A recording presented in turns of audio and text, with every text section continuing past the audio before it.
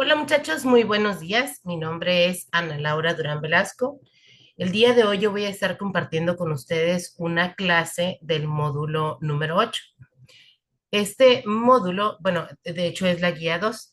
Este módulo, la materia se llama Matemáticas y Representaciones del Sistema. Aquí cabe aclarar que el poder aplicar las matemáticas dentro de la vida cotidiana, sobre todo en las ciencias exactas, física, química, biología, en este caso vamos a hablar mucho de la física, es importante tener las bases matemáticas, bases de álgebra, bases de operaciones. Les voy a platicar un poquito más sobre mí. Soy licenciada en docencia de las matemáticas, tengo un diplomado en enseñanza de la física y bastantes años dedicándome a la educación, sobre todo en el área de secundaria y preparatoria. Y es un placer el día de hoy contar con su presencia para poder ver este video. Les voy a hacer llegar también un material que es como el libro de la materia. Eso se los voy a mandar también ahorita por WhatsApp, junto con en la presentación en PowerPoint. Bueno, la presentación en PowerPoint se las voy a mandar hasta mañana, ya que hayamos visto todas las diapositivas para no adelantarnos y para no traumarlos también. Entonces, el día de hoy vamos a trabajar con este material que no es de mi autoría. Siempre tengo que decir esto porque si no me bajan los videos de YouTube. El material que estamos utilizando en esta ocasión no es de mi autoría, ni las imágenes, ni los conceptos, ni los videos. Sin embargo, estaban precisamente en YouTube o en Google y los estamos utilizando para fines pedagógicos. Sin más preámbulo, nos vamos a ir a ver la presentación. En la presentación ustedes podrán apreciar que al inicio hay una serie de información que es básica para que nosotros podamos entender lo que el día de hoy en clase vamos a estar haciendo. Voy a quitar nada más el panel para que no aparezca aquí mi cara y no los esté yo distrayendo. Listo. Muy bien, les decía entonces, la clase se llama Matemáticas y Representaciones del Sistema. El día de hoy vamos a ver la guía 2. Sé que ustedes ya vieron con el otro maestro la guía 1, que pertenece al módulo 8. Vamos a ver esta información básica. Vamos a hablar sobre los fluidos. Los fluidos no únicamente son líquidos, ¿ok? Los fluidos podemos considerarlos como los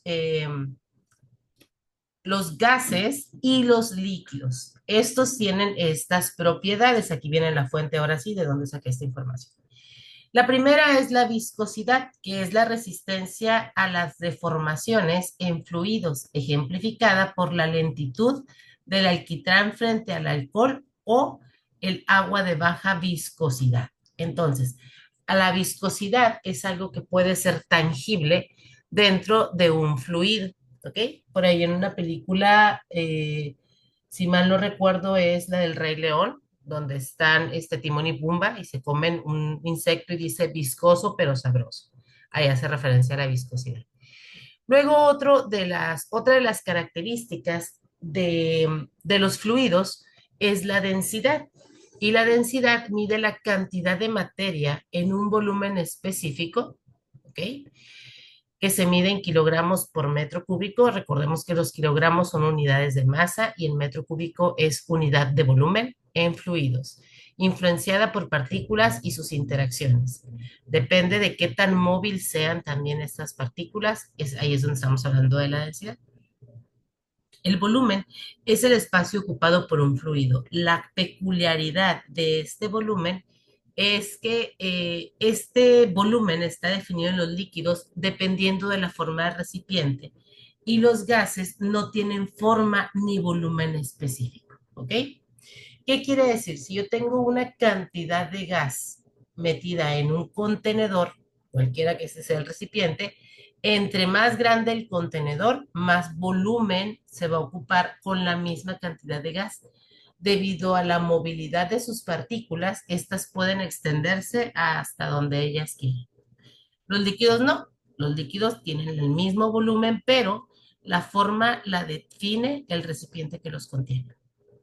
La presión es la fuerza que un fluido ejerce sobre los objetos sumergidos, siendo mayor en profundidades marinas debido al peso del agua. Por ejemplo, cuando hay un buzo que va bajando, va bajando, va bajando, entre más baja, mayor es la presión que recibe. ¿Por qué? Porque hay más cantidad de agua por encima de él. En cuanto a los gases, por ejemplo, entre más subimos en la superficie terrestre, por ejemplo, si alguien escalara el monte Everest, que es el más alto que tenemos en la Tierra, entre más va subiendo, más fuerza o más presión reciben los pulmones, porque a mayor altura los gases se vuelven más pesados, más densos y entonces ejercen más presión sobre la persona. La tensión superficial es la energía necesaria para aumentar la superficie de un líquido, resistiéndose a cambios. Permite a algunos insectos caminar sobre el agua. Hablando un poquito de insectos, hay una película también que se llama Bichos. Y en esta película hay un zancudo que llega es como una barra, como si fuera un bar, y llega y pide una gota de sangre. Entonces el bartender le da una gotita de sangre, esta no se derrama y tiene la facilidad de que el zancudo encaja su pico y entonces chupa todo lo que tiene adentro y desaparece la gotita. Y por último, la capilaridad, que es la fuerza de cohesión que permite a los fluidos subir por tubos capilares. Capilar suena un poquito como a cabello. Quiere decir que los tubos capilares son más o menos del grosor de un cabello. Dice contra la gravedad debido a las atracciones intermoleculares. Por ejemplo, no sé si ustedes han visto flores por ahí que pintan de color azul o de algún otro color. Me llama mucho la atención las azules. Y lo que sucede es que a través de los tallos existen estos tubos capilares y se pinta, se pone agua con colorantes, se sumergen las flores y a través del tallo empieza a subir el color hasta que llegue a las hojas y las pinta. Otro tema de interés para nosotros dentro de la física, específicamente en esta materia en la que estamos aplicando las matemáticas a la vida cotidiana, es el Sistema Internacional de Unidades. Todo en este mundo es medible, pero todo tiene una unidad, unidades en las que nos tenemos que expresar para que realmente sea entendible aquello que nosotros queremos solicitar. Por ejemplo, si estamos en la fábrica, si estamos en una obra, si estamos en donde sea, y alguien te pide un tubo de 3, no te puede decir únicamente la cantidad, porque, ajá, de 3, ¿qué? 3 pulgadas, 3 metros, de 3 agujeros, de 3, ¿qué? ¿Sí? Entonces los voy a invitar a ver este video que nos habla precisamente del Sistema Internacional de Unidades y cómo se estableció para que tengamos una mejor conciencia de lo que estamos hablando. Déjenme nada más activarle aquí el sonido. Listo. Y nos vamos a ir a ver este video.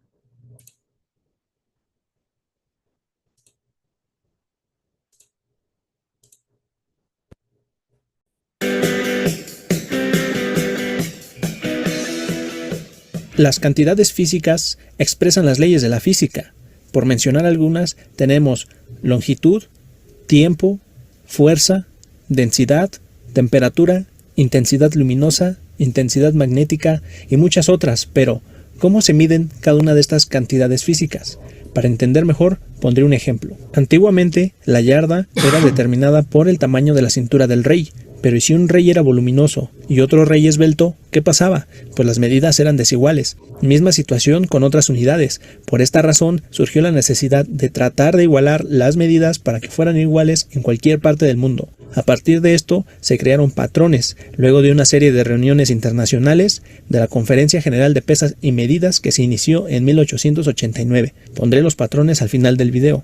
En las reuniones sostenidas en el periodo de 1954-1971, la Conferencia General de Pesas y Medidas estableció 7 unidades básicas que son la base del Sistema Internacional de Unidades, abreviado SI, donde podemos ver que según el SI, el tiempo se mide en segundos, la longitud en metros, la masa en kilogramos, la cantidad de sustancia en moles, la temperatura termodinámica en Kelvin, la corriente eléctrica en amperes y la intensidad lumínica en candelas. A menudo encontramos cantidades muy grandes o muy pequeñas en las unidades del SI. Para simplificar la notación de estas unidades, la Conferencia General de Pesas y Medidas en las reuniones sostenidas durante el periodo 1960-1975 recomendó los prefijos mostrados en la tabla. Podemos observar que 10 elevado a 18 se puede simplificar escribiendo hexa y a continuación la unidad que estemos manejando. Hagamos un ejemplo. Sabemos que 1.000.000.000 de bytes se puede escribir como 10 elevado a 12 bytes y a su vez haciendo uso del prefijo es igual a 1 terabyte o TB.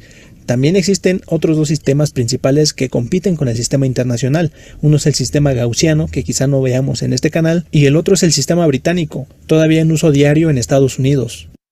Vamos a repasar. El SI son unidades básicas usadas para realizar mediciones precisas de modo que puedan ser verificadas y comunicadas de un laboratorio a otro, y podemos apoyarnos en el uso de prefijos para simplificar nuestros resultados. Es importante aprender el SI porque es con el que trabajaremos en física, pues de este sistema se derivan un montón de unidades más, y también hay que aprender los prefijos, pues nos ayudarán a simplificar nuestros resultados. Ahora dime, ¿sabes cuánto es 1 kilogramo en China? ¿O 1 segundo en Rusia? ¿O sabes cuánto es 1 metro en Alemania? Pues en los siguientes videos hablaremos sobre los patrones y despejaremos estas incógnitas. Suscríbete a mi canal y juntos formemos una comunidad de conocimiento libre. Hasta pronto.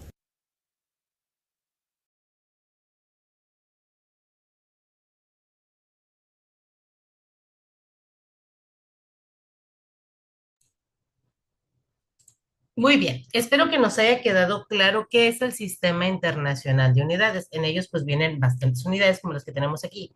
El mol es la cantidad de materia que está con algo. CD son las candelas, que es lo que se mide, cómo se mide la luminosidad. KG es un poquito más común, son los kilogramos. La M son los metros, que se miden las distancias. La S se mide el tiempo, ¿sí? Que son en segundos. La A son los amperes, que es la corriente eléctrica. Y la K son las temperaturas absolutas. Nosotros estamos acostumbrados a medir las temperaturas en grados Fahrenheit o grados centígrados, pero dentro de la física, dentro de la ciencia, los grados se miden en Kelvin. Para cada una de estas unidades existen factores de conversión. ¿Qué quiere decir? Equivalencias en diferentes sistemas. Ahorita en el video nos decía que existía, por ejemplo, el sistema inglés en Estados Unidos.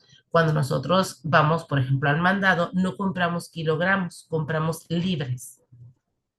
¿Ok?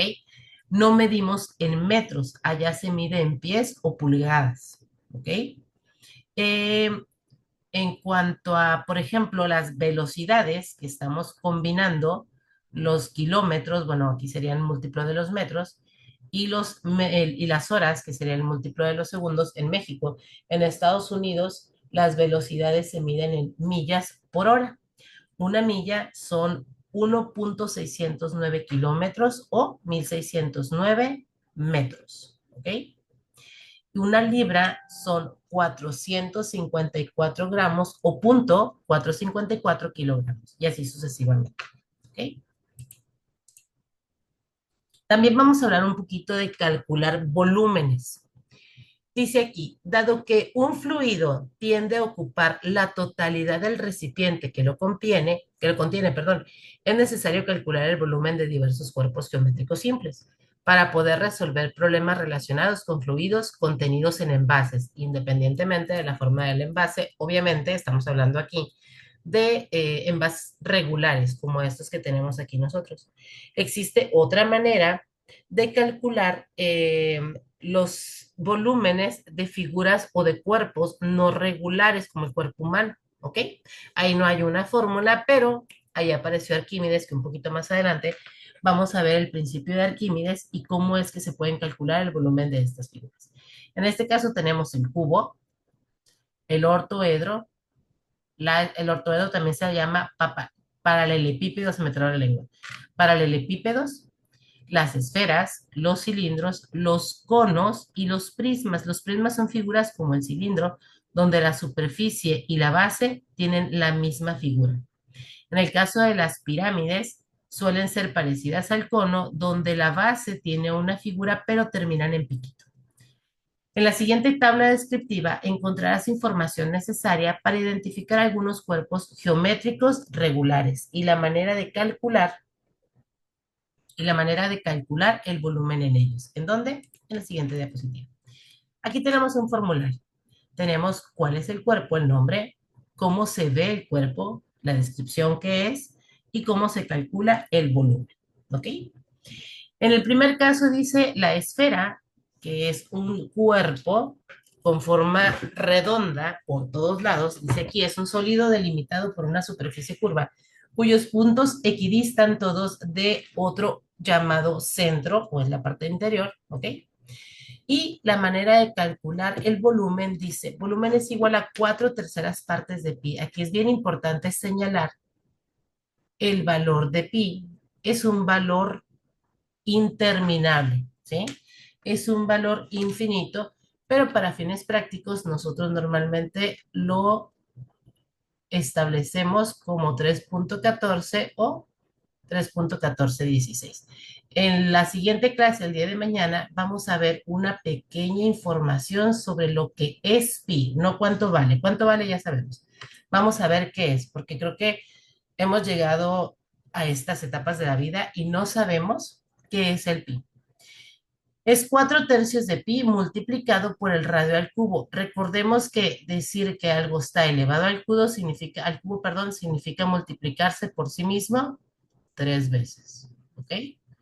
Una, dos, tres. Radio por radio por radio. El siguiente dice cubo. Ese nosotros pues lo conocemos un poquito más y es más visto en muchas partes, bueno, las esferas también, sobre todo cuando hablamos en la vida. Es un sólido regular limitado por 6 cuadros exactamente iguales. Si no son iguales, no puede ser un cubo. Y el volumen se calcula elevando el lado al cubo. Lo mismo, recordemos que el cubo significa multiplicar lado por lado por lado.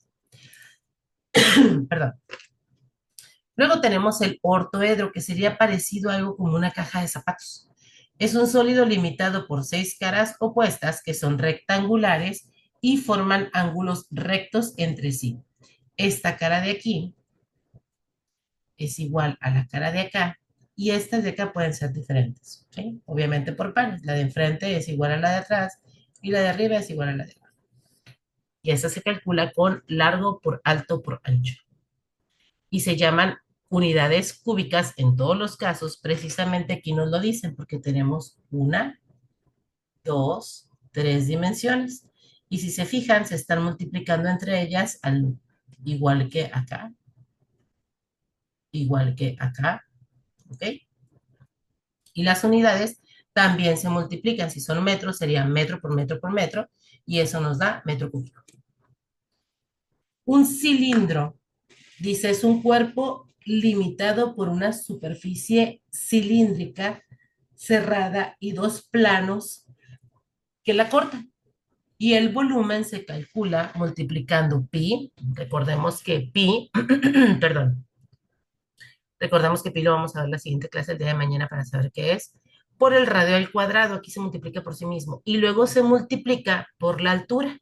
¿Ok? En realidad lo que estamos haciendo es sacar el área de la base, que es la misma que está acá abajo. Esta parte de aquí es el área de la base multiplicado por la altura. ¿Ok? Si ustedes se fijan en el cono, la fórmula se repite. ¿Ok?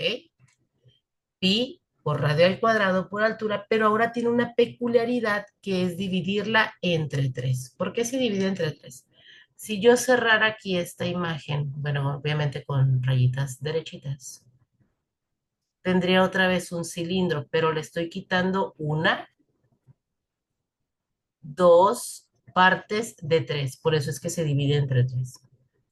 Y por último, los prismas. Vean que las partes superiores y las partes inferiores son iguales y sus caras suelen ser rectángulos. Dice, es un sólido determinado por dos polígonos paralelos llamados bases y por tantos paralelogramos o rectángulos como lados tenga la base. Y en este caso multiplicamos otra vez el área de la base por la altura, nada más. Cuando hablamos de pirámides, por ejemplo, si tenemos una pirámide pentagonal, a ver si me sale el pentágono, algo así. La pirámide pentagonal, a diferencia de los prismas, les decía hace ratito, termina en piquito. Las caras son triángulos, aquí está un triángulo, y sería la misma fórmula que de los prismas, pero también tendríamos que dividirla entre 3. Área de la base por altura entre 3, por la misma razón de lo que comparamos del cono con el cilindro. Ojalá que esta información, digo, yo sé que no te la vas a aprender en este momento, pues, pero la hayas podido analizar. Ahora sí, vamos a comenzar con nuestra guía número 2. Dice, la ley de Coulomb expresada matemáticamente se escribe de la forma F es igual a K por Q1 por Q2 entre R cuadrada. Relaciona correctamente la columna magnitudes con la columna conceptos. Para poder entender estas letras y lo que dice aquí, vamos a ver este video que nos explica sobre la ley de Coulomb. Pongámosle muchísima atención, por favor. Aprovecha nuestra promoción de asimétricos por solo 900 pesos al mes. Incluye el nuevo Total Play TV, más de 185.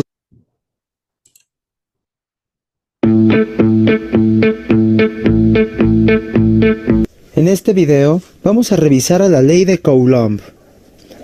La ley de Coulomb se utiliza para conocer la fuerza de atracción o repulsión que existe entre dos cargas eléctricas que se van a encontrar separadas a una distancia. Y esta se rige por la siguiente expresión, en donde F corresponde a la fuerza electrostática, es decir, la fuerza de atracción o la fuerza de repulsión en Newton. Q1 y Q2 corresponden al valor de las dos cargas eléctricas, cuya unidad de medida es el Coulomb. R es la distancia de separación entre las dos cargas y esta debe estar en metros. Por último se tiene acá, esta es la constante de proporcionalidad electrostática y esta tendrá un valor de 9 por 10 elevado a la 9 newton metro cuadrado sobre coulomb cuadrado. No olvides que estas son las unidades que debemos trabajar para la ley de Coulomb. Esta ley establece que la fuerza de atracción o repulsión es directamente proporcional al producto entre las cargas. Esto quiere decir que si el producto entre las cargas aumenta n veces, entonces la fuerza de atracción o repulsión también aumentará n veces. Por ejemplo, si el producto entre las cargas aumenta 2 veces, entonces la fuerza de atracción también aumentará al doble. Mientras que si el producto entre las cargas disminuye n veces, entonces la fuerza de atracción o repulsión también va a disminuir n veces. En este caso, si el producto entre las cargas disminuye a la quinta parte, entonces la fuerza de atracción o repulsión también va a disminuir a la quinta parte. La ley de Coulomb también establece que la fuerza de atracción o repulsión será inversamente proporcional al cuadrado de la distancia a la que se encuentran separadas las dos cargas. Esto quiere decir que, si la distancia aumenta n veces, entonces la fuerza de atracción o repulsión va a disminuir n cuadrada veces. Por ejemplo, si la distancia aumenta al doble, entonces la fuerza de atracción o repulsión va a disminuir 2 al cuadrado veces, es decir, 4 veces. Mientras que, si la distancia disminuye n veces, entonces la fuerza de atracción o repulsión aumentaría n cuadrada veces, lo que quiere decir que, si la distancia disminuye a la quinta parte, entonces la fuerza de atracción o repulsión aumentaría n cuadrada veces. En este caso, 5 al cuadrado es igual a 25 veces. No olvides darle like a nuestro video si te ha gustado. Suscríbete a nuestro canal y síguenos en nuestras redes sociales. Gracias. Nos vamos ahora sí a seguir acá con la pregunta. Dice entonces que tenemos que relacionar las magnitudes con los conceptos y ahí les va la respuesta. Es el inciso A, donde F es el 1 y el 2. La fuerza de atracción entre dos cargas y la fuerza de repulsión entre dos cargas. ¿De qué depende si es de atracción o si es de repulsión? Si son signos contrarios, un protón y un electrón, el protón tiene carga positiva, el electrón tiene carga negativa. Si estos dos están cerca, entonces va a haber entre ellos una fuerza de atracción. Si los dos son electrones o los dos son protones, como son de la misma carga, entonces va a haber una fuerza de repulsión. Luego, la R, perdón. La R es la distancia en línea recta entre los centros de los dos objetos cargados. Imaginemos que estos dos objetos son esferas cargadas electrónicamente, por eso es un radio. Y entre la distancia entre el centro de una de las cargas y el centro de la otra carga. Aquí se considera como radio. aunque en realidad pues es la misma distancia. Se hace una referencia radio por la forma circular. Luego dice Q es la magnitud de las cargas. Q1 es una carga, Q2 es la otra carga y la letra K es una constante. Esa nunca va a cambiar su valor. Es 8.99 por 10 a la 9 newton metro cuadrado sobre coulomb cuadrado, aunque para fines prácticos, dentro de la física, lo redondeamos a 9 por 10 a la 9. La siguiente nos dice, se tienen dos alambres paralelos, sobre uno de ellos circula una corriente I1 de derecha a izquierda. ¿En qué dirección tiene que circular la corriente I2 en el otro alambre para que ambos se atraigan? Recordemos que para que esto suceda tienen que circular en dirección opuesta para que pueda haber una atracción entre ellos. Si circulan en el mismo sentido, pues va a haber una fuerza de repulsión. Aquí dice, una corriente de 8 amperes circula por un conductor durante 20 minutos. ¿Qué cantidad de electricidad en coulombs ha circulado en este tiempo? Aquí tenemos una fórmula donde dice, corriente es igual a carga, ¿sí? En coulombs, entre tiempo. A nosotros ya nos están dando la corriente y nos están dando el tiempo, ¿ok? Cuando nosotros resolvemos ejercicios de matemáticas, es importante siempre detectar cuáles son los datos. En los datos ponemos que la corriente eléctrica es igual a 8 amperes y el tiempo es igual a 20 minutos. ¿Ok? La fórmula que nosotros vamos a utilizar es esta que está aquí, pero tenemos que despejar la carga. Si el tiempo está dividiendo, lo vamos a pasar para acá, multiplicando, por lo tanto nos va a quedar carga es igual a corriente por tiempo. Y aquí vamos a sustituir, ¿sí? Vamos a sustituir los valores que tenemos en los datos. Y vamos a multiplicar 8 amperes, muy importante siempre utilizar las unidades, por 20 minutos. 8 por 2 son 16, agregamos el 0 y el 0, perdón, el 0 me acordé de mi cara. Las cargas se miden en coulombs. Por lo tanto, el inciso B es nuestra respuesta correcta.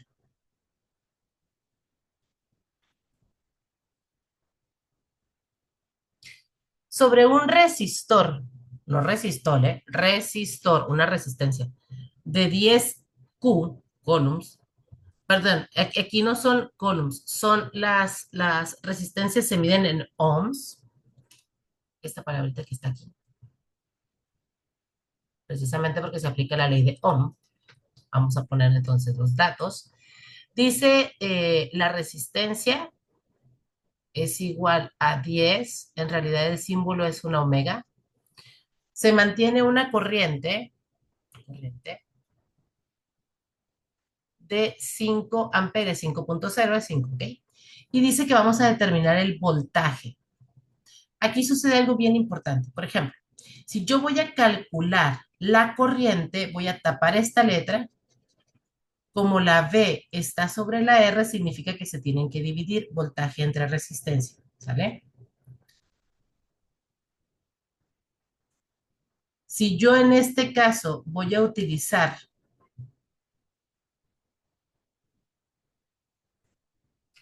el voltaje, voy a tapar esta de aquí y como están a la misma altura entre ellas, significa que voy a multiplicar. Entonces, mi fórmula debe de ser esta. Voltaje es igual a corriente por resistencia. La corriente mide 5 amperes. Importantísimo poner las fórmulas, sustituirlas y utilizar las unidades por 10 ohms. Y esto me va a dar un valor de 50 volts. Voltaje se mide en volts.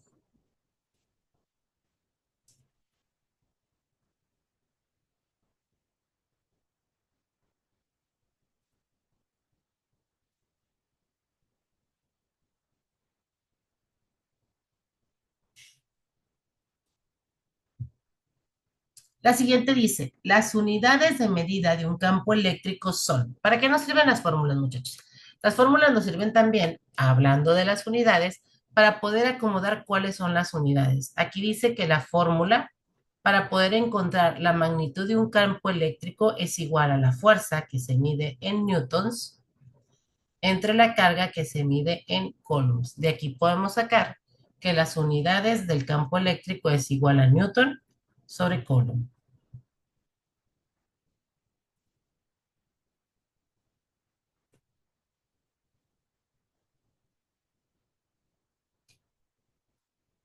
¿Cuáles de las siguientes fórmulas expresan la ley de Ohm? Perdón, ¿cuál de las siguientes? Porque nada más es una. Si nos regresamos un poquito a esta diapositiva, podemos encontrar que aquí ya tenemos la ley de Ohm, ¿ok? Y en la pregunta número 6, la única fórmula que está ahí, que representa la ley de Ohm, es voltaje es igual a corriente por resistencia. La primera, esta de aquí, es de la segunda ley de Newton.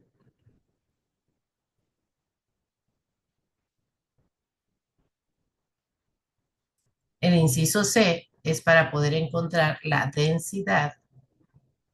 Un poquito más adelante lo vamos a ver. Y la D es para encontrar la presión hidrostática, que es densidad por gravedad por altura. Aquí es masa entre volumen. Y aquí es masa por aceleración.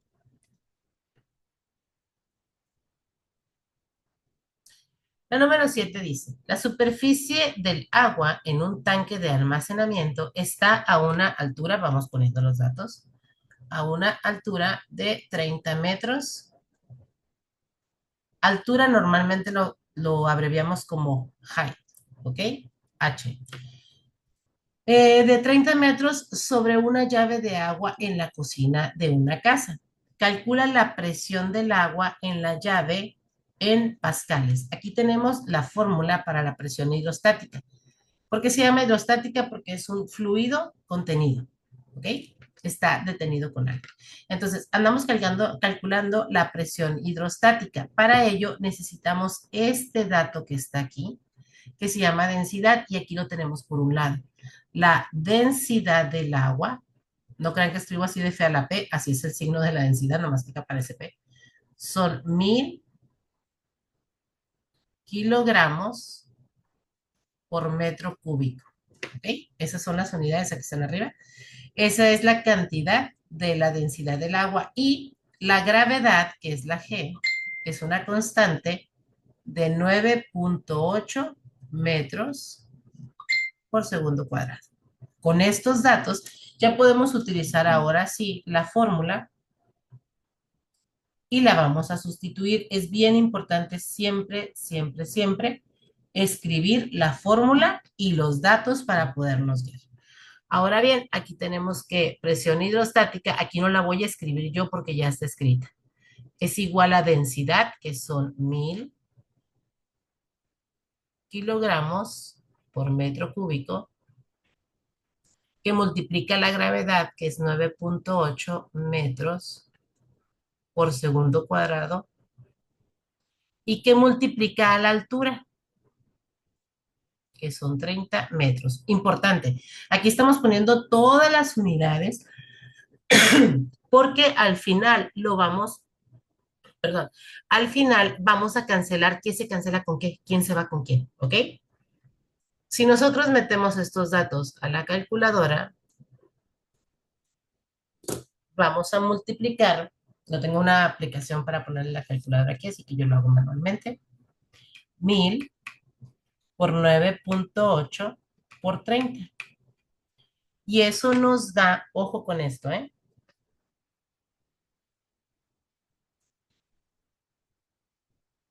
294,000. Vamos a ver qué tenemos que hacer. Aquí tenemos metros y metros. Metro por metro sería metro cuadrado. Al dividir metro cuadrado entre metro cúbico, nos queda en la parte de abajo metros nada más. ¿Sí? Y acá arriba tendríamos kilogramos. Aquí sería por segundo cuadrado. Estas unidades juntas se llaman pascales, ¿ok? Pero dices, híjole, pues es que ninguna de esas operaciones nos da eso. Bueno, existe algo que se llama notación científica. Cuando nosotros tenemos esta cantidad tan grande, el punto está hasta el final. Si yo lo recorro 1, 2, 3, 4, 5 lugares, puedo decir que la presión hidrostática es igual a 2,9 por 10 a la 5 pascales. Y aquí está la respuesta correcta. Esto no es una D, es una A. Media rarita la A, pero es una A. Les doy chancita para que lo copien, ¿eh?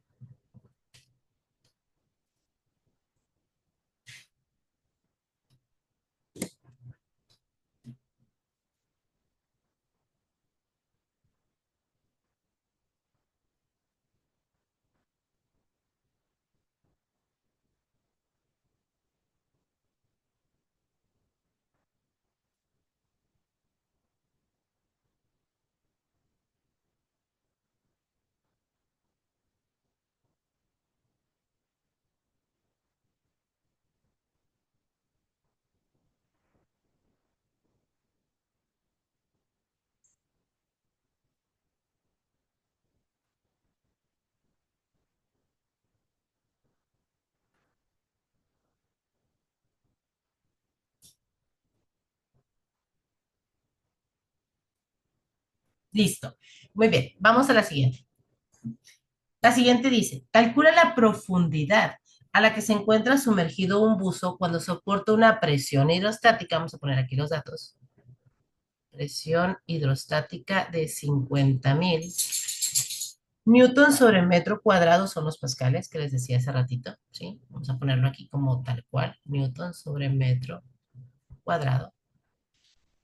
Dice, la densidad del agua de mar, aquí recordemos que necesitamos el dato de la densidad, son 1025, se vuelve más densa, comparemos con el agua normal, que era el del ejercicio anterior, eran 1000, y aquí son 1025 kilogramos por metro cúbico. Vamos a necesitar siempre la constante de la gravedad, que es 9,8 metros por segundo cuadrado. Y entonces, no estamos calculando densidad ahora. ¿Qué es lo que vamos a buscar? Ahora vamos a buscar la altura. Por lo tanto, P y G, o densidad y G, están multiplicando, van a pasar dividiendo. La fórmula nos quedaría así. Altura es igual a presión hidrostática entre densidad por gravedad. Y aquí vamos a sustituir los datos que tenemos acá. Son 5000 newton por metro cuadrado entre 9,8, no importa que los cambiemos de orden, no pasa nada, metro por segundo cuadrado. La gravedad, recordemos que es la fuerza de la aceleración con la que ganan los cuerpos. Por la densidad, que son 1025 kilogramos por metro cúbico. Y entonces hacemos esta operación en la calculadora. 5000 entre lo que nos dé de multiplicar 9,8 por 1025, eso nos da un total de 4,97 metros.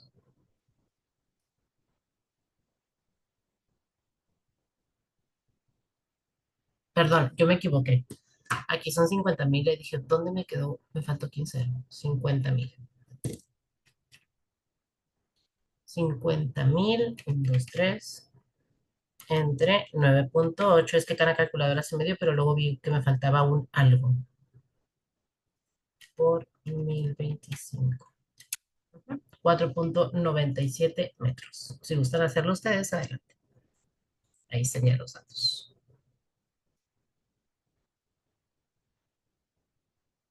¿Cómo sé que me quedan metros?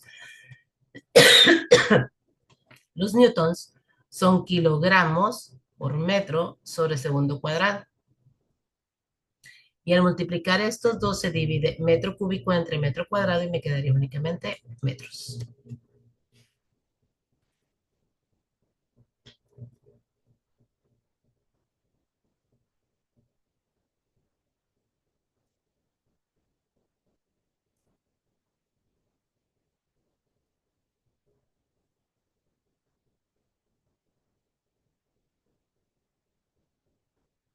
Listos, vamos al siguiente ejercicio.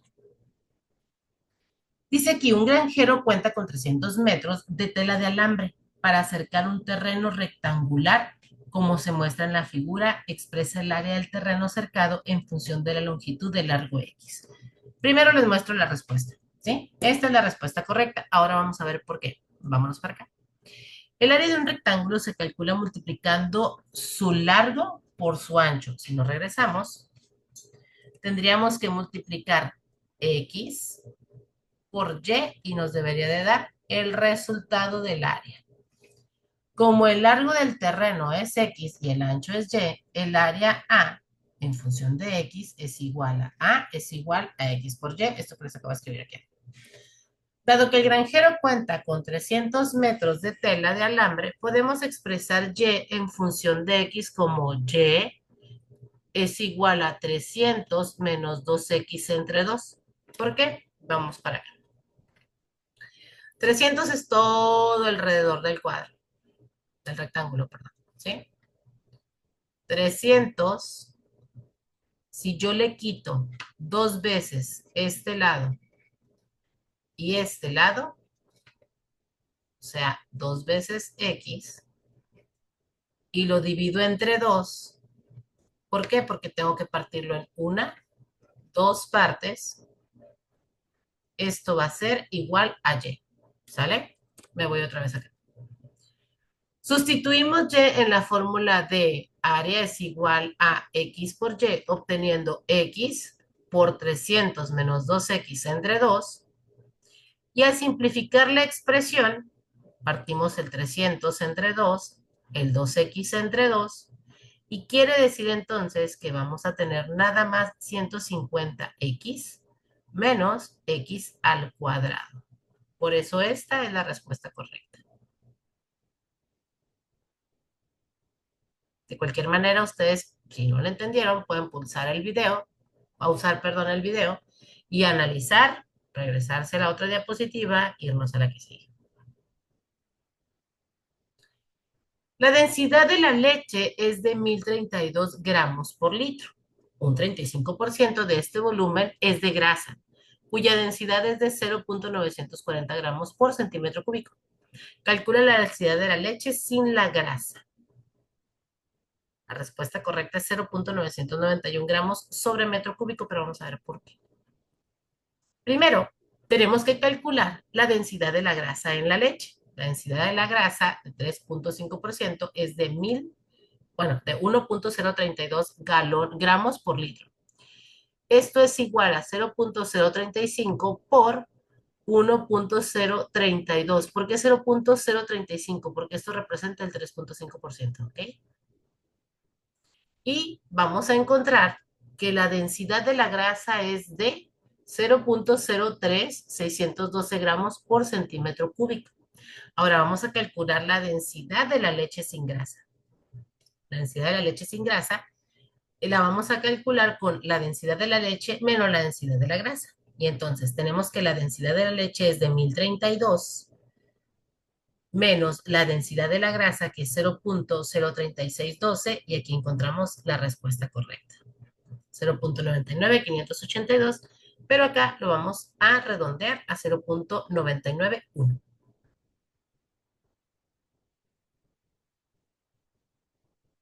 Igual podemos pausar el video, analizar aquí, regresarnos para acá y vamos a la siguiente pregunta.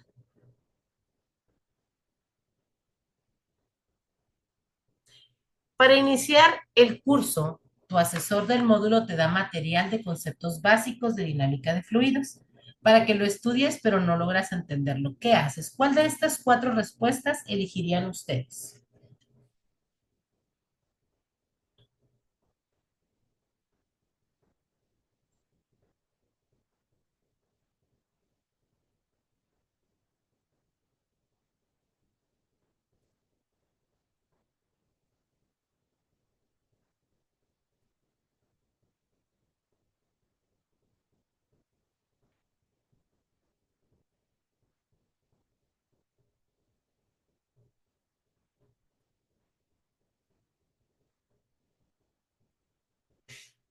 La respuesta que deberíamos elegir sería buscar más referencias para trabajar de, si no los consigues, pues pides ayuda al asesor.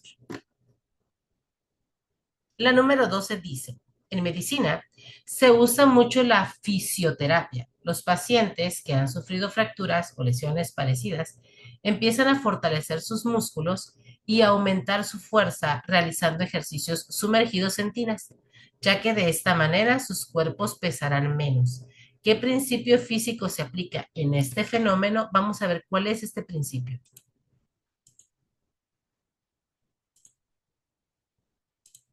Vamos a ir al Four Seasons de la Ciudad de México. Descubrir nuestras raíces. ¡No quiero ir! ¡Vamos a tener que endurecerte, niño! Hoy hablaremos del principio de Arquímedes. ¡Comenzamos!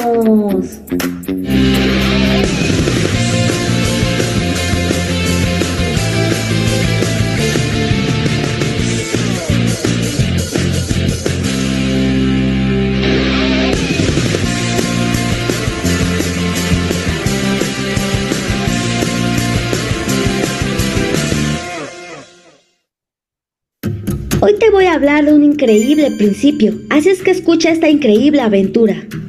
Había un filósofo griego llamado Arquímedes, a quien supuestamente le encargaron una tarea muy difícil de realizar. Y la tarea consistía en determinar si la corona del rey estaba hecha de oro puro o si estaba mezclada con otros materiales. Y mientras se estaba duchando, ¿Arquímedes? ¡Qué nombres tan extraños! Bueno, él se dio cuenta que podía calcular el volumen de la corona sumergiéndola en el agua y midiendo el desplazamiento del líquido. Además, de esta manera no tendría que romper o fundir la corona. Así es, Arquímedes tenía ideas muy brillantes. Yo me pregunto, ¿cómo le hablaría a su mamá con cariño? ¿Arquímito? Bueno, a Arquímito se le ocurrió que podía pesar la corona para tener su masa y conociendo el volumen podría determinar la densidad del material que componía la corona, ya que mientras se duchaba descubrió que un cuerpo al ser sumergido parcial o totalmente en el interior de un fluido experimenta una fuerza hacia arriba llamada fuerza de empuje o simplemente empuje, cuyo módulo es igual al peso del fluido que se desplaza, o en palabras más sencillas, el incremento del volumen del agua era igual al peso de la corona. Pero veamos exactamente qué dice el principio de Arquímedes. Todo cuerpo, sumergido total o parcialmente en un fluido, experimenta un empuje o fuerza de flotación, igual al peso del volumen desalojado del fluido. Así es que te presento su famosísima fórmula. Pero para que te sea fácil recordar, mejor memoriza esta fórmula, donde E es de empuje y su unidad de medida son los newton o las dinas. A esto se le conoce como ρ y es el símbolo de densidad. Te invito a que veas ese video y te lo dejo en la parte de arriba o en la caja de la descripción. Y su unidad de medida son los kilogramos entre metros cúbicos. La G es de gravedad y su valor es de 9.81 metros sobre segundos al cuadrado. Y la V es de volumen desalojado y su unidad de medida son los metros cúbicos. Siempre hay una relación entre el empuje y el peso de un cuerpo. Si el empuje es menor que el peso, el cuerpo se hunde. Si el empuje es igual al peso, el cuerpo estará sumergido dentro del líquido. Y por último, si el empuje es mayor que el peso, el cuerpo flota y parte de él queda sobre la superficie del líquido. Pero veamos un ejemplo. Un cubo de 0.3 metros de arista se sumerge en agua. Determina el empuje que recibe el cuerpo. Considera la densidad del agua de 1000 kilogramos sobre metros cúbicos y la gravedad de 10 metros sobre segundos al cuadrado. Vamos a resolverlo obteniendo todos los datos. Nunca olvides obtener el volumen, ya que ahí muchos se confunden. Recuerda la fórmula, que es esta. Y ahora la sustitución. Multipliquemos 1000 por 10 por .027 para obtener como resultado un empuje de 270 Newton. Demasiado sencillo, ¿no crees? Espero te sea de ayuda este pequeño video. No olvides suscribirte, compartir y regalarme un buen like. Y recuerda, sueña sueños grandes porque al que cree, todo le es posible.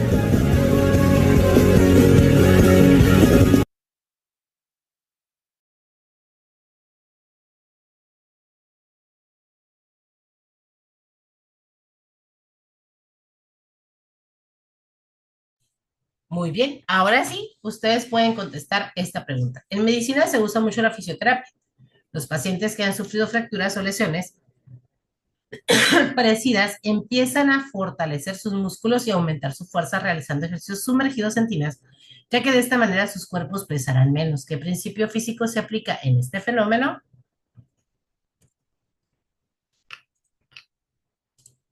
El principio de Arquímedes.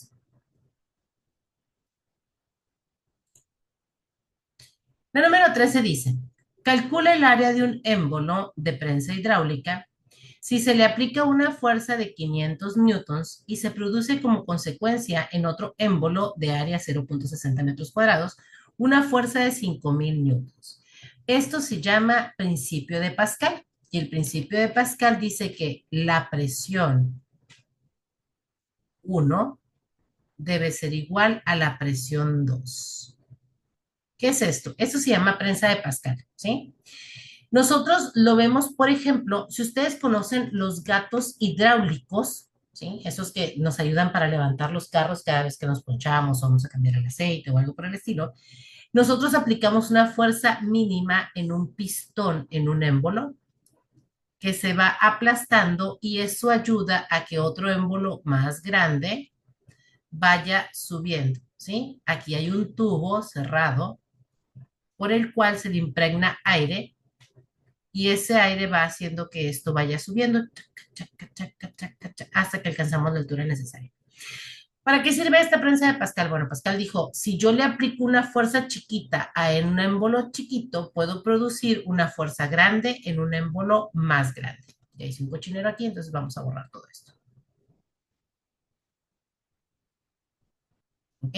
Entonces, decíamos que la presión 1 debe ser igual a la presión 2 y resulta que la presión 1 es igual a la fuerza entre el área 1 y la presión 2 es igual a la fuerza entre área 2. Entonces, vamos acomodando los datos. Dice, calcula el área del émbolo, el área 1 es la que vamos a calcular porque es lo que nos están pidiendo. Si se le aplica una fuerza de 500 newtons, sería la fuerza 1.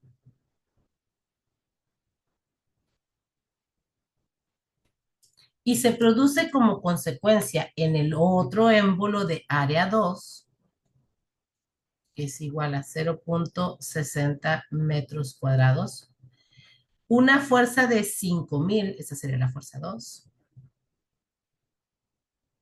newtons, ¿sale?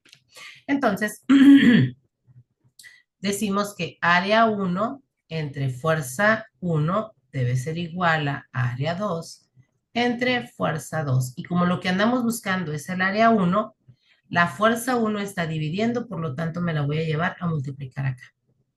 Y vamos a hacer el despeje. Área 1 es igual a área 2 por fuerza 1 entre fuerza 2. Y aquí es donde vamos a sustituir los datos. El área 2 es de 0.60 metros cuadrados, muy importante las unidades, no se les olviden, que multiplica la fuerza 1, que son 500 newtons. Y lo vamos a dividir entre el área 2, que son 5000 newtons. Cuando hacemos esta operación, multiplicamos 0.6 o 0.60 por 500 igual entre 5000. Y eso nos da un total de 0.06 metros cuadrados. ¿Cómo podemos saber que es cierto? Bueno, porque el área 1 debe ser más pequeña que el área 2. ¿En qué proporción? Comparemos esto. Esto es 10 veces menor que esto, ¿sí?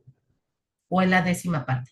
Si yo divido 0.6 entre 10, me va a dar 0.06, que es la misma proporción que se guarda entre una de las presiones, la presión que entra y la presión que sale. Les voy a dar un minutito para que lo copien.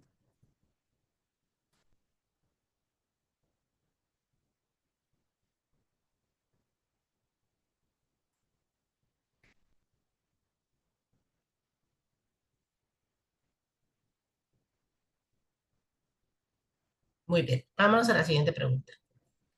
El número 13 dice, un tubo de manómetro se llena parcialmente con agua. Después se vierte glicerina en el brazo izquierdo del tubo hasta que la interfaz agua-glicerina, o sea, donde se juntan, está en el medio del tubo.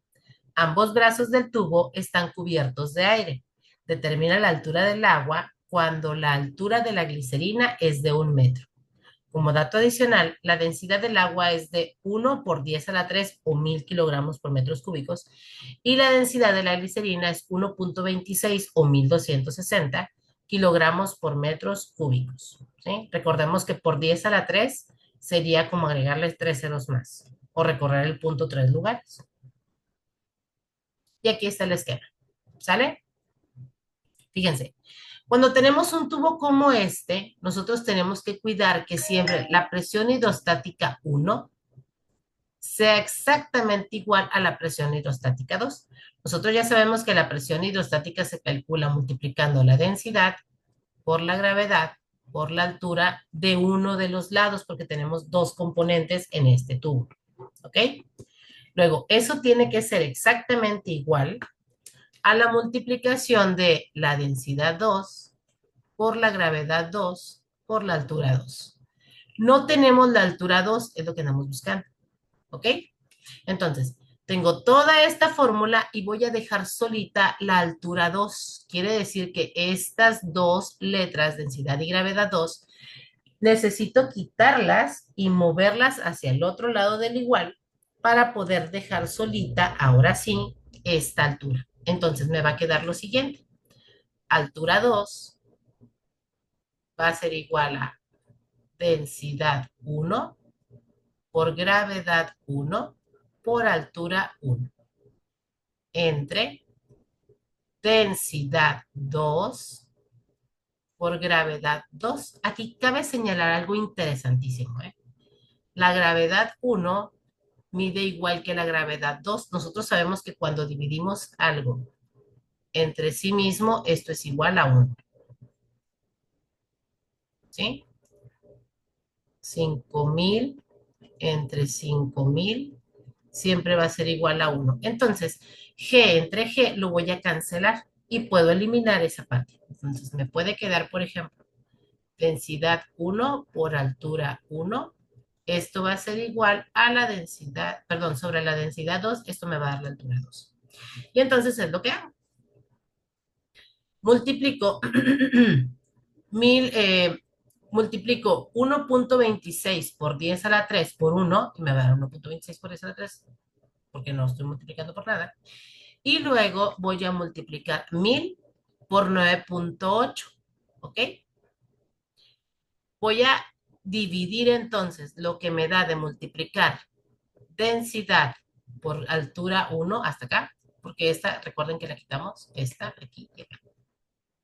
¿Sí? Voy a multiplicar 1.26 por 10 a la 3 por 1 y lo voy a dividir entre 1000 y eso me va a dar 1.26 porque estoy dividiendo 1.26 por 10 a la 3. Recordemos que al multiplicar por 1 pues no se altera. Y esto lo vamos a dividir en 1.00 por 10 a la 3. Observemos que esta parte también es exactamente igual. Por eso la podemos quitar. Y 1.26 entre 1, pues me va a volver a dar 1.26. Como quisiera estar en vivo para hacerles preguntas y decirles, ¿le entendimos o lo volvemos a explicar o qué hacemos? Pero espero que lo vayamos entendiendo.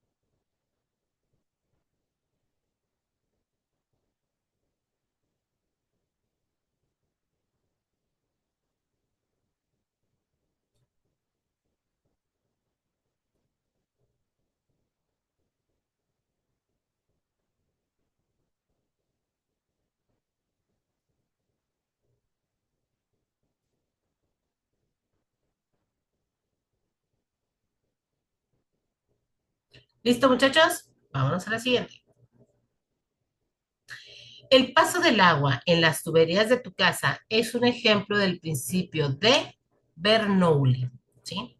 Aquí la imagen está un poco chiquita, pero dice que la ecuación del principio de Bernoulli dice lo siguiente: un medio de la densidad por el volumen al cuadrado, por el volumen 1 al cuadrado, más la densidad por la gravedad por la altura 1, más la presión 1, debe ser igual, o sea, se debe de conservar, pues, a un medio de la densidad por el volumen 2 al cuadrado, más la densidad por la gravedad por la altura 2, más la presión 2, ¿sí?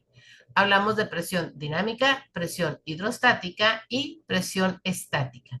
En este caso, ¿qué es lo que nosotros podemos resumir? Bueno, resulta que si, por ejemplo, yo tengo una tubería, ¿ok? Yo tengo una tubería en la casa y la tubería cambia.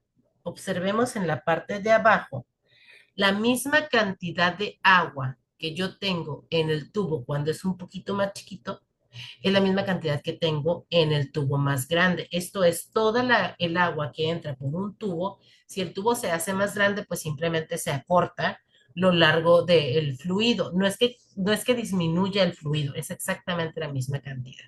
¿Ok? Esta ecuación de Bernoulli nos ayuda a entender cómo si nosotros vamos reduciendo un tubo, esto puede salir a mayor presión, a mayor velocidad, pero siempre se va a conservar la cantidad de fluido que circule a través de este tubo, independientemente si el tubo crece o si el tubo disminuye. Por ejemplo, en la termoeléctrica, aquí en Mexicali, perdón, en la geotérmica, aquí en Mexicali, el vapor de la tierra se extrae a través de unas perforaciones entubadas, las cuales captan esa presión, pero conforme se va extrayendo, los tubos van disminuyendo su radio, ¿ok? Se van haciendo más chiquitos, no más chiquitos de cortos, sino más chiquitos de angostos. Se van haciendo cada vez más angostos y eso ayuda a que la presión del vapor llegue con tanta fuerza a las turbinas que las haga girar y produzca la electricidad que tenemos en México. ¿Qué relación tiene el tema de dinámica de fluidos con tu vida? A ver, ¿quién de ustedes? ¿Cuál seleccionarían? A ver.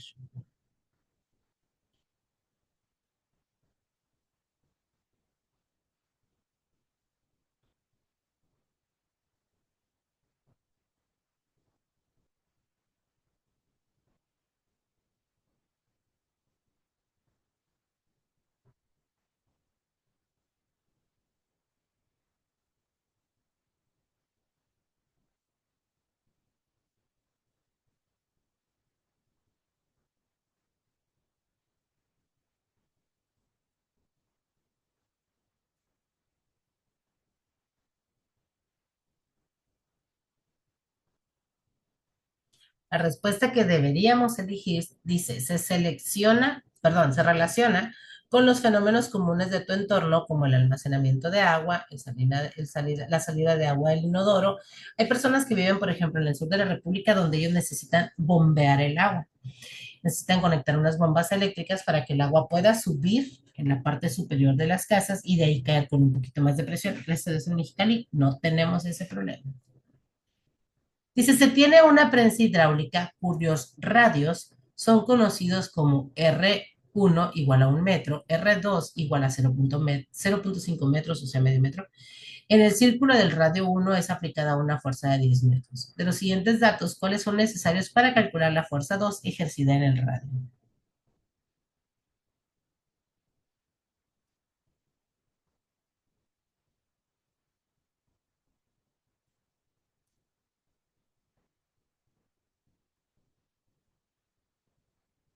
Ya hicimos un problema como esto. Aquí no tenemos que resolver el problema y no tenemos que encontrar cuál es la fuerza número 2. Simple y sencillamente nos dice cuáles son los datos de los que nos presentan aquí que se requieren para poder encontrar esa fuerza 2.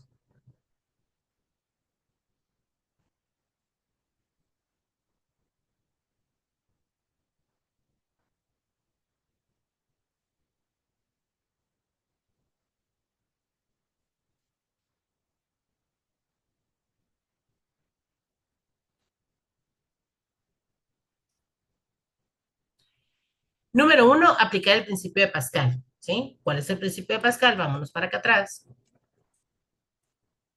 Este es el principio de Pascal. ¿Sale? La prensa hidráulica. Donde dice que la presión 1 se mantiene constante en la presión 2. Y el siguiente sería calcular las dimensiones de los círculos porque tenemos los radios. No necesitamos la densidad del fluido hidráulico ni tampoco las dimensiones de la presa hidráulica. Eso no nos importa. Si se fijan en la fórmula de la presión hidrostática, perdón, de la presión hidrostática, de la, de la densidad de la prensa hidráulica o del principio de Pascal, únicamente necesitamos saber cuál es el área y cuál es la fuerza que se ejerce en cada uno de los émbolos. Y ya con estos dos datos, entonces podemos encontrar lo que sucede dentro de esa prensa hidráulica. Dice, las chimeneas son altas para aprovechar que la velocidad del viento es más constante y elevada a mayores alturas. Cuanto más rápidamente sopla el viento, la boca de la chimenea más baja es la presión y mayor es la diferencia de presión entre la base y la boca de la chimenea. En consecuencia, los gases de combustión se extraen mejor. En la guía vienen respuestas, inciso A Torricelli, inciso B Pascal, inciso C Arquímedes, inciso D Newton, pero no es ninguna de estas. La respuesta correcta es el principio de Bernoulli. Escríbanselo ahí, por favor. Bernoulli es esta diapositiva que vimos por acá, donde nos habla de los fluidos, ¿sí? Pero también nos dice lo siguiente. El efecto que sucede a las chimeneas se produce por el efecto del principio de Bernoulli, el cual nos indica cómo existe una diferencia de presión en la salida de la chimenea. Las chimeneas tienen un efecto debido a los vientos, en el cual el viento del medio ambiente genera una presión mayor en la salida de la chimenea, lo que hace que ocurra un proceso de succión, haciendo que el aire o humo de la chimenea salga hacia el exterior. Todo está por la diferencia de presión y esto se ajusta a lo que un tubo Venturi y tiene bastante relación con el principio de Bernoulli. Así que acá le vamos a anotar que la respuesta es Bernoulli.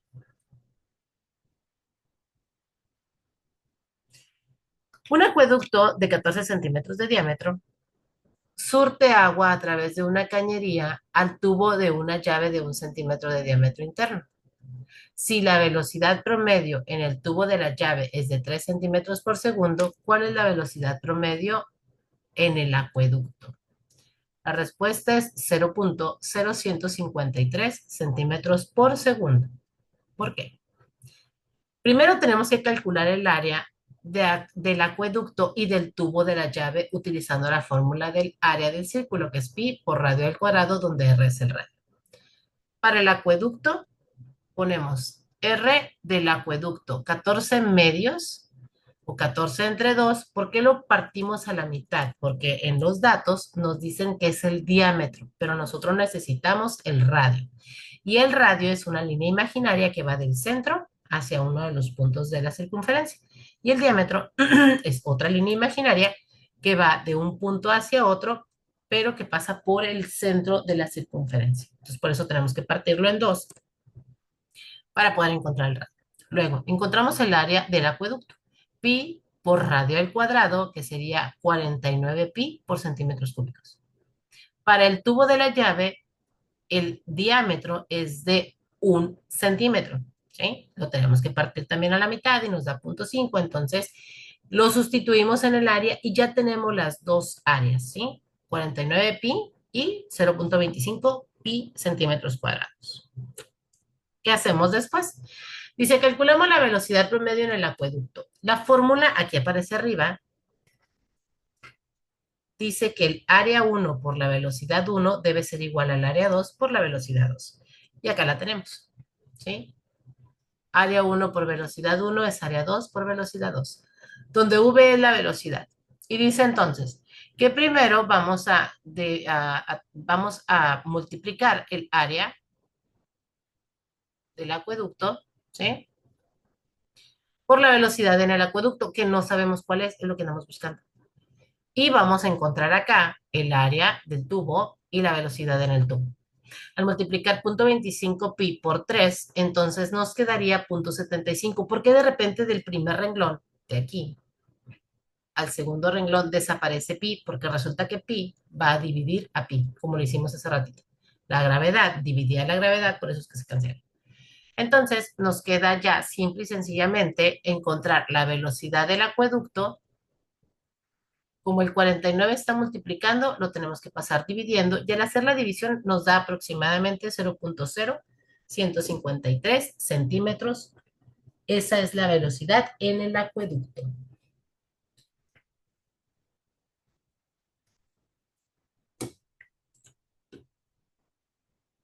Esta es la primera pregunta que vamos a ver en la siguiente clase el día de mañana.